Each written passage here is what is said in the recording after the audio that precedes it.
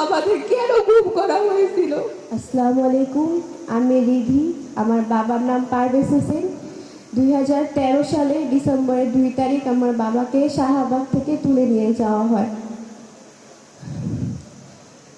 আমি 2.5 বছর যখন আমার ছিল তখন থেকে আমার আম্মুর কোলে কোলে করে এখানে আসি।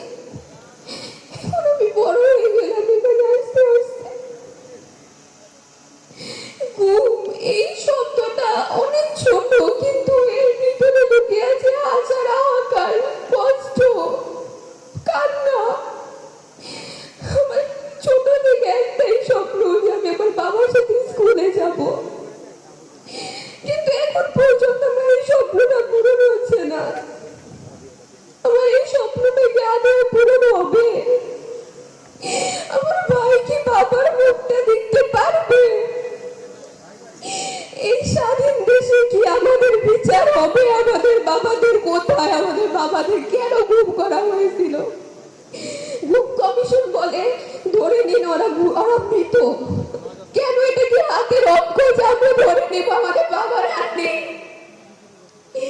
একটা দল করা কোনো অপরাধ না, দল সবাই করে। এর জন্য এটা কেমন বিচার এই বাংলাদেশে?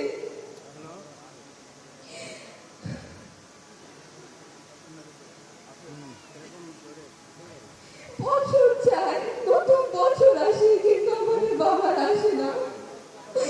আমরা এই একটা বছরের বেশি হয়ে গেল 5 আগস্টের পর, কিন্তু আমরা একজন ফিরত পেলাম না।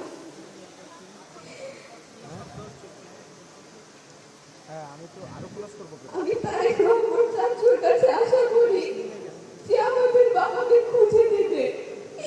এই বাংলাদেশের মাটিতে